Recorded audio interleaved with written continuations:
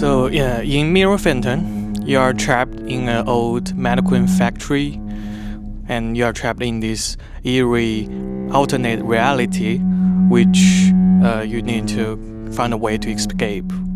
As you dig deeper, the evil slowly come to light. We started off with a concept of just a doll house, and just the idea of a house that's got lots of creepy possessed dolls. We started constantly reevaluating what is scary about the game, and it slowly kind of evolved from dolls to mannequins, and then from a house to a factory. In the section 1, there was a group of mannequins that was, when you look at them, they are just acting like it is normal, but when you're not looking at them, their eye will follow you and to wherever you go, and it was really creepy when the player looked back at them and see their eye is actually like changing. So it's really creepy experience for the players.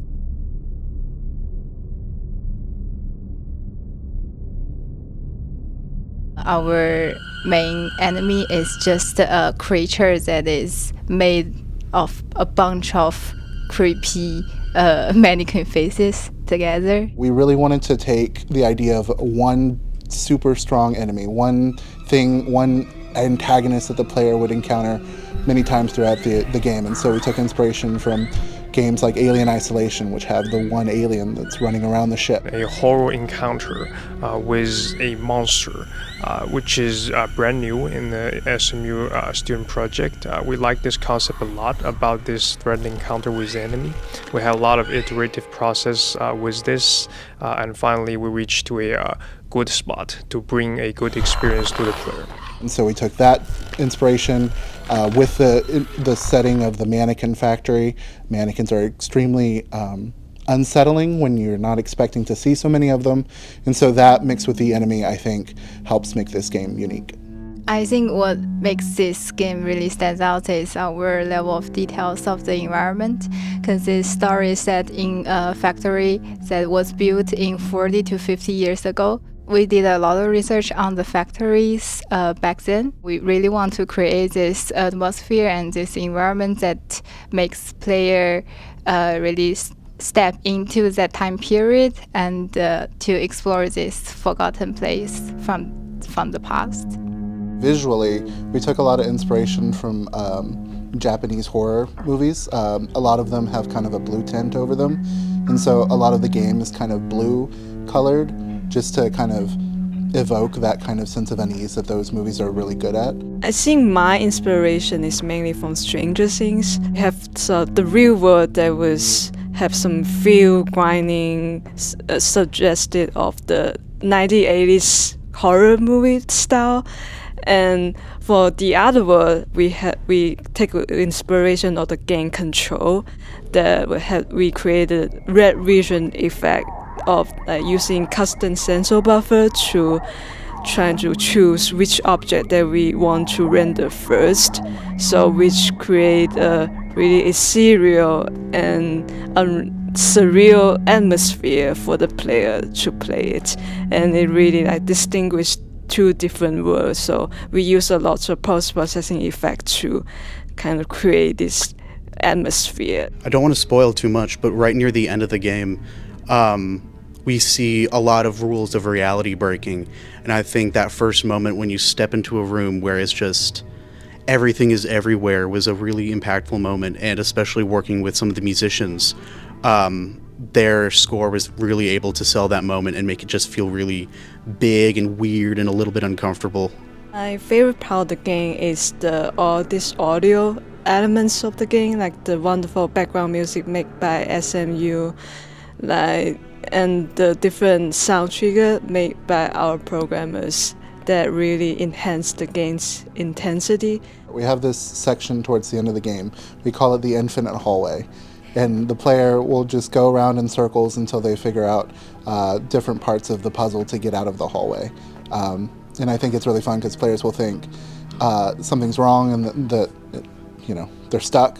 But as they continue looping through the hallway, they'll figure out, okay, there's something here, I can get out. It's just really strange and unnerving, and I think the designers did a good job figuring out how they could do that. I particularly like the monster in the game because we invested the most of our time and resource on the monster. We did a lot of work regarding to the shape, language of the monster, regarding to the animation of the monster, to the AI, and how it first shows itself in front of the player. It's the most important thing in our game, and that's the reason I love it. Not only because I love the monster itself, but also I love all the time we invested, all the devotion of our team to this important feature in our game.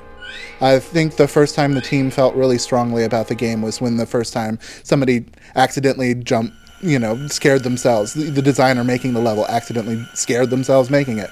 And that's really hard to do because we know all the tricks, we know where everything is. But if you can scare yourself, I think that was a really interesting turning point for the team, because then they're like, oh, I think we have something here. Every game is unique because the people who make it are unique, and so the teams are unique. It's really important to fully define what everyone's going to be doing as soon as you can in development. It's also really important to constantly be actively speaking with people on your team, because people don't always come to you when they have issues. They generally come to you when the issues are at their boiling point. And if you can catch it before that, then you can really help facilitate a lot of issues before they get completely out of hand. We need to face the problem and not just avoid the problem. We need to speak about it and just solve it as soon as possible.